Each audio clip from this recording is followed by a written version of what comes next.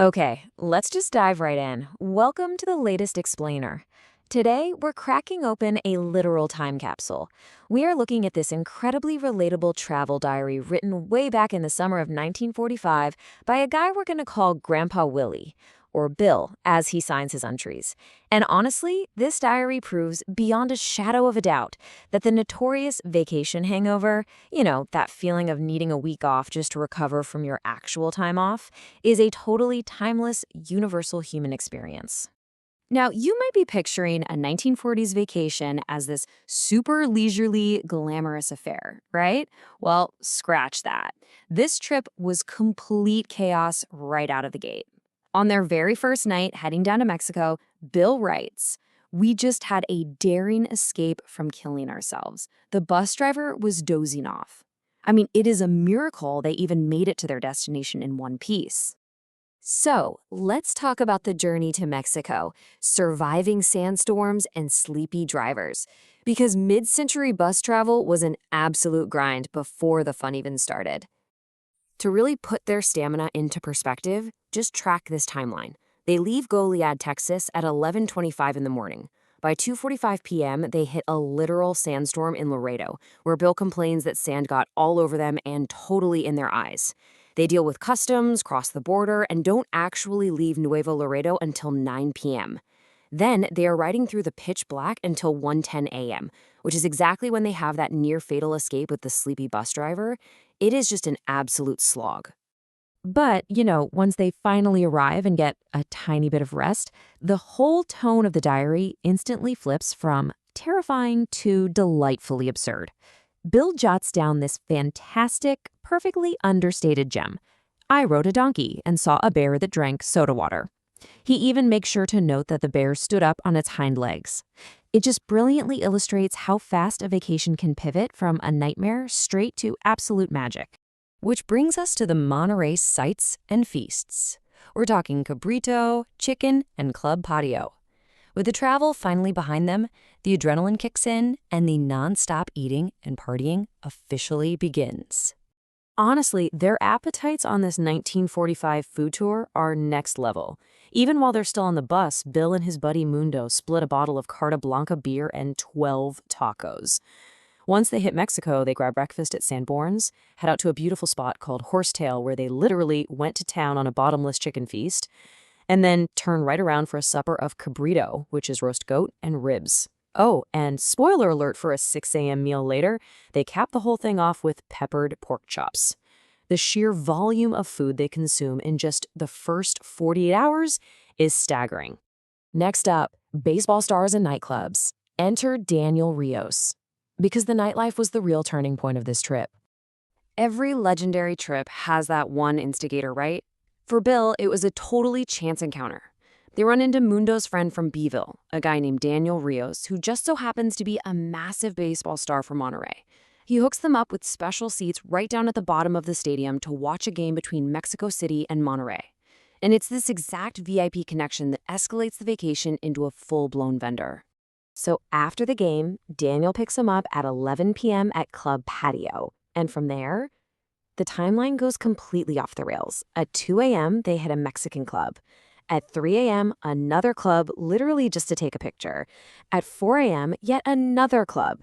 And finally, at 4:30 a.m., they roll into a spot called Don Chono's. They finally stumble out of the clubs at this completely absurd hour, 6 a.m. And what do you do when the sun is coming up after an all-nighter with international baseball players? That's right, you go eat those pork chops with plenty of pepper that I mentioned earlier. Now, keeping that 6 a.m. bedtime in mind, 2 hours. That is the absolutely pathetic amount of sleep Bill manages to squeeze in before Daniel Rios rounds him up to do the exact same thing all over again. And, well, because they are pushing their bodies to the absolute limits, the inevitable emotional crash hits hard. By July 3rd, after a second night of drinking until 6 a.m., Bill writes, "I am very homesick and miss Nina a lot." The frantic partying totally gives way to complete exhaustion. He notes they went window shopping, skipped the nightclub, and planned to finally, actually get some sleep. But come on, of course they don't sleep. That leads into the ranchero all-nighter. I thought I was going to sleep in sleep. Yeah, right. At midnight on July 4th, Daniel Rios drags him right back out for one last wild ride. They head out to a club with this really charming, specific mid-century dress code, a mandatory ranchero dress down. Bill had to take off his coat and necktie, pull his shirt tail out and tighten the front, and wear this straw hat they handed out. But once he loosened up, he admits they danced all night and had an absolute blast.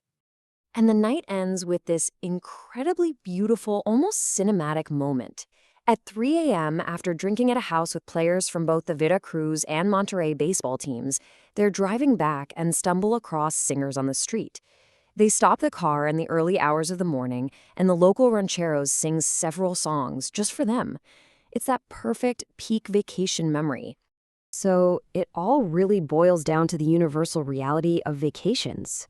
On one hand, you've got the glamour, riding donkeys, bottomless feasts, drinking with baseball stars, and experiencing 3 a.m. street serenades.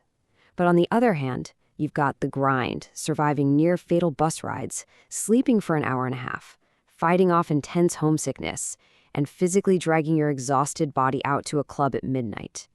The peaks are absolutely incredible, but the physical toll, brutal. Which seamlessly transitions us into the grueling journey home. Out of cigarettes and out of energy. It's July 5th, the suitcases are packed, and our travelers are completely and utterly depleted. They take an hours-long bus ride back to the border, arriving in Laredo, Texas around 6:30 p.m. And here is this incredibly stubborn, hilarious detail. They get to the station completely drained, only to realize they can't buy cigarettes. So what do? Bill writes that he and Mundo went like fools across the river to Nuevo Laredo and walked back. They literally crossed an international border on foot just for a smoke, even after the marathon they've just survived. And the final slog home is just agonizing. They catch an 11 p.m. bus out of Laredo. They ride literally all through the night, arriving in Corpus Christi at 4:30 in the morning. They eat breakfast around 6 a.m. They politely note that haven't slept much, which has got to be the understatement of the century. You can truly feel how torturous this final leg must have been for these guys. Which brings us to the crucial point, this final, totally exhausted diary entry. It is 6:20 a.m. in a Corpus Christi bus station. They still have to catch another bus to Beeville at 8 a.m. Bill just writes, "We have 1 hour and 40 minutes to wait, and it is awful to wait." It just perfectly captures that absolute bone-deep misery of being in transit when your vacation is over and your body has completely quit on you. So it leaves us asking, do we ever truly learn our lesson about the vacation hangover?